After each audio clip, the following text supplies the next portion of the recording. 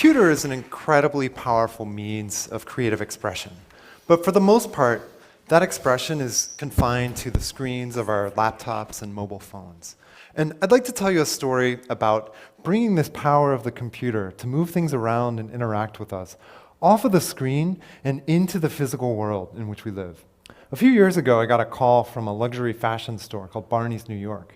And the next thing I knew, I was designing storefront kinetic sculptures for their window displays. This one's called the Chase. They're two pairs of shoes, a man's pair and a woman's pair.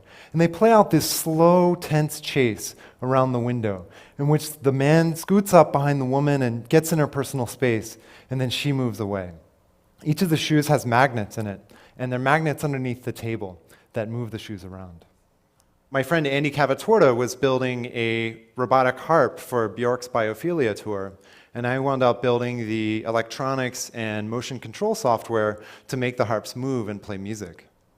The harp has 4 separate pendulums, and each pendulum has 11 strings, so the harp swings on its axis and also rotates in order to play different musical notes. And the harps are all networked together so that they can play the right notes at the right time in the music. I built an interactive chemistry exhibit at the Museum of Science and Industry in Chicago. And this exhibit lets people use physical objects to grab chemical elements off of the periodic table and bring them together to cause chemical reactions to happen. And the museum noticed that people were spending a lot of time with this exhibit. And a researcher from a science education center in Australia decided to study this exhibit and try to figure out what was going on. And she found that the physical objects that people were using were helping people understand how to use the exhibit, and were helping people learn in a social way. And when you think about it, this makes a lot of sense that using specialized physical objects would help people use an interface more easily. I mean, our hands and our minds are optimized to think about and interact with tangible objects. Think about which you find easier to use, a physical keyboard or an on-screen keyboard like on a phone.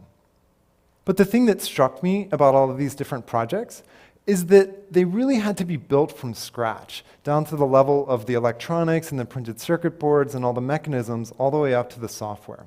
I wanted to create something where we could move objects under computer control and create interactions around that idea without having to go through this process of building something from scratch every single time. So my first attempt at this was at the MIT Media Lab with Professor Hiroshi Ishii.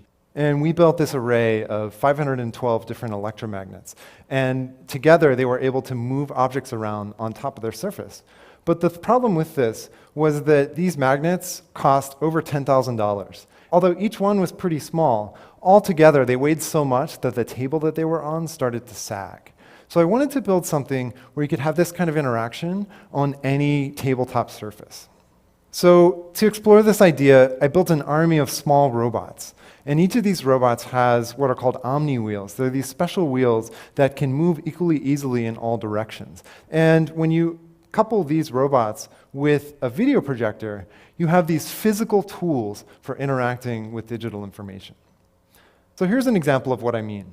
This is a video editing application where all of the controls for manipulating the video are physical. So if we want to tweak the color, we just enter the color mode, and then we get 3 different dials for tweaking the color.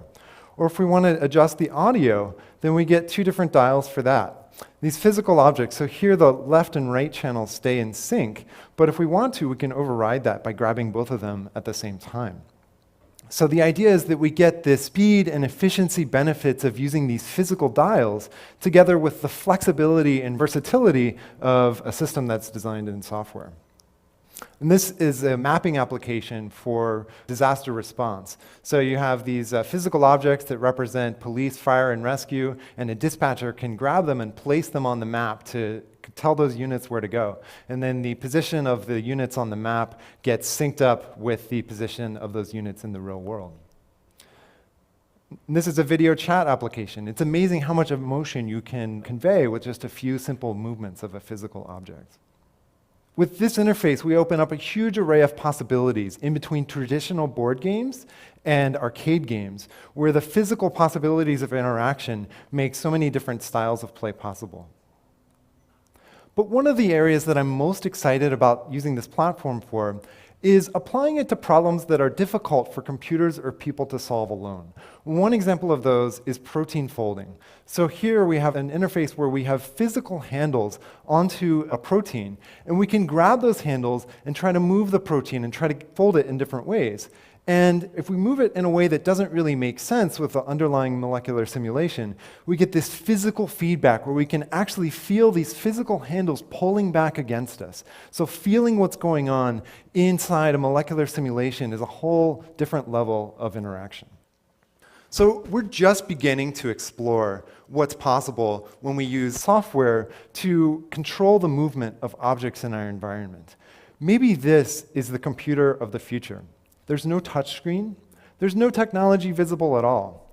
But when we want to have a video chat or play a game or lay out the slides to our next TED Talk, the objects on the table come alive. Thank you.